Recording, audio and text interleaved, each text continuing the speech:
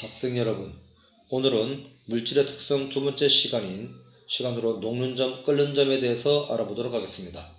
이번 시간에 학습할 내용은 물질을 가열했을 때 나타나는 녹는 점과 끓는 점, 냉각시켰을 때 나타나는 어는 점이 갖는 의미가 무엇이며, 녹는 점, 어는 점, 끓는 점 같은 온도들은 물질을 구별할 수 있는 특징이라는 것을 알 수 있어야 되겠습니다.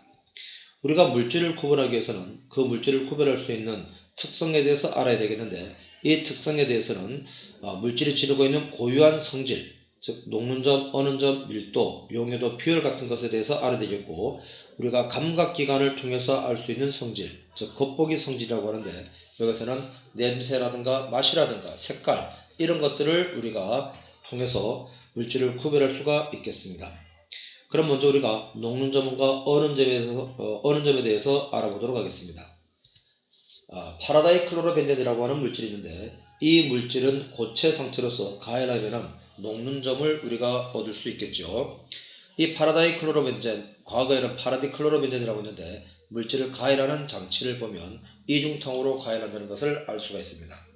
이 고체 물질을 가열하다가 보면 어느 순간 온도가 더 이상 올라가지 않는 일정한 구간이 나타나는데, 그때를 우리는 뭐라고 하는가 하면 녹는 점이라고 얘기를 합니다.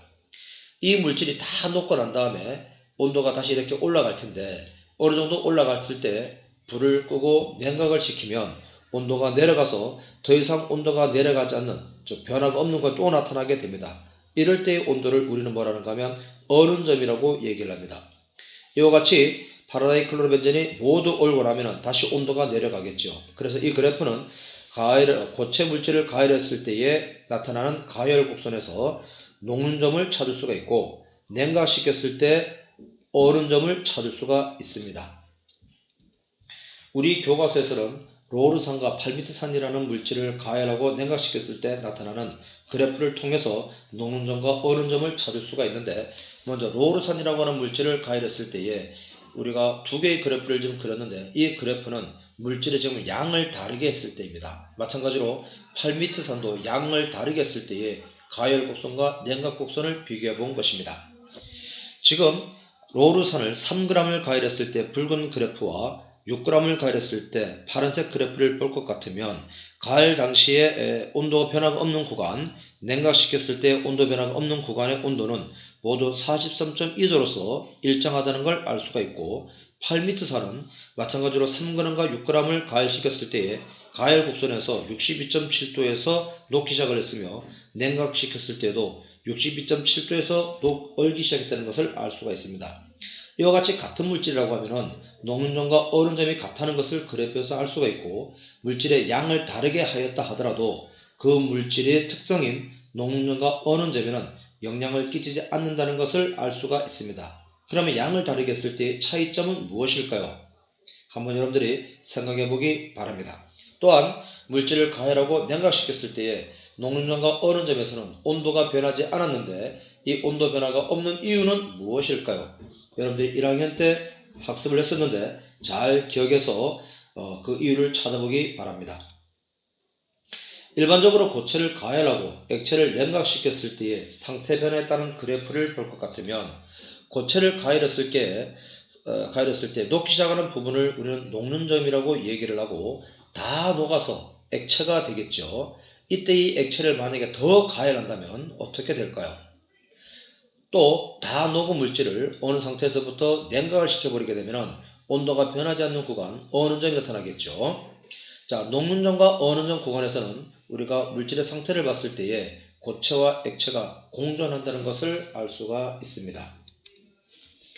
일반적으로 녹는 점, 어는 점은 온도 변화가 없는 구간으로서 물질의 종류에 따라서 녹는 점, 어는 점이 다른 이유는, 즉 물질의 특성이 될 수 있는 이유는 물질을 이루고 있는 입자 사이에, 즉 분자 사이의 인력의 차이 때문입니다. 이러한 녹는 점이라든가 어는 점, 끓는 점 이런 것들을 우리 일상생활에서 이용을 한다면, 특히 녹는 점을 예를 들었을 때에 녹는 점이 높은 물질을 이용하는 경우에는 필라멘트라든가 조리기구, 거푸집, 우주선 선체라든가 화재가 났을 때, 화재 진압할 때 입는 방화복 같은 것들은 녹는 점이 높은 물질을 사용해야 될 것이고, 녹는 점이 낮은 물질을 써야 되는 경우는 대표적으로 퓨즈라든가 땜납 같은 걸 들 수가 있겠죠.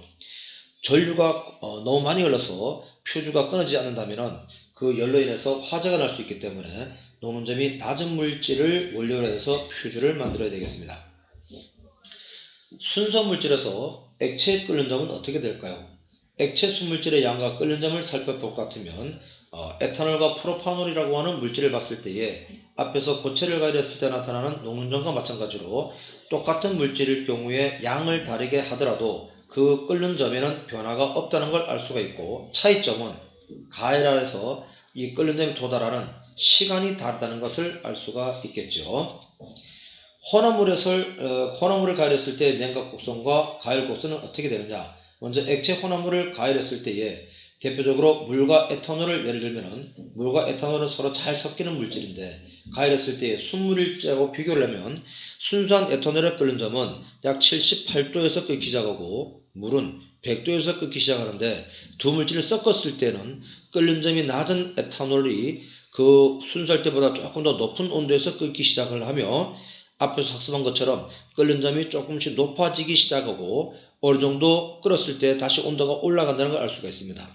이럴 때 온도가 올라가기 시작하는 이 구간에서는 어떤 물질이 있을까요? 여러분들이 그 물질이 무엇인지 한번 찾아보기 바랍니다. 우리가 두 가지 이상의 액체를 섞었을 때에 그 액체들이 전부 다 잘 섞인다면 이런 물질을 가열했을 때에 끓는 점은 몇 군데가 나타날까요? 지금 여기에 끓는 점은 온도 변화가 없는 구간이므로 온도 변화가 없는 구간은 5군데가 나타났다는 걸 알 수가 있고 섞여있는 액체 혼합물은 5가지라는 걸 알 수가 있습니다. 그럼 만약에 5가지 이상의 물질이 섞였다면 이 혼합물의 가열 곡선은 어떻게 그려야 될까요? 여러분들이 한번 찾아보기 바랍니다. 이번에는 고체 혼합물을 가열시켰다가 냉각시켜 보도록 하겠습니다. 나프탈렌이라는 물질과 파라다이 클로로벤젠이라는 물질을 섞어서 가열하게 되면 나프탈렌의 녹는 점은 약 80.2도가 되겠고 파라다이 클로로벤젠은 약 53.1도에서 녹기 시작을 하는데 이 두 개의 물질을 섞어서 가열했을 때면 마찬가지로 녹는 점의 온도가 오히려 더 낮아져서 변화가 없는 꺾기 시작하는 부분, 그렇지만 이것도 마찬가지로 이 온도가 일정한 것이 아니라 계속 조금씩 높아지고 있다는 걸 알 수가 있죠. 끓는 점이라고 하는 것은 녹는 점 어느 점과 마찬가지로 똑같은 물질일 경우에는 물질의 양이라든가 불꽃의 세기하고는 관계가 없다. 단지 시간의 차이가 있다는 걸 알 수가 있고 물질에 따라서도 끓는 점도 분자 간의 인력의 차이 때문에 온도가 다르다.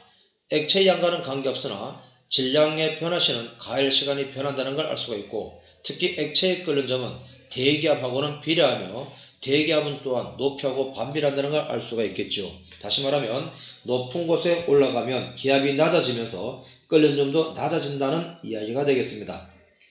물질의 냉각 곡선과 상태 변화를 병리를 해보게 되면 지금 이 그래프는 냉각 곡선인데 냉각시켰을 때의 상태 변화가 없는 구간이 두 군데가 나타났다고 하는 것은 이 물질의 원래 상태는 처음에 무엇이었을까요?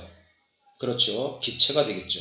그래서 기체를 냉각시키면 온도 변화가 없는 첫 번째 구간이 끓는 점이라고 할 수 있고 두 번째 나타나는 온도 변화 없는 구간을 우리는 녹는 점 또는 어는 점이라고 말할 수가 있겠습니다.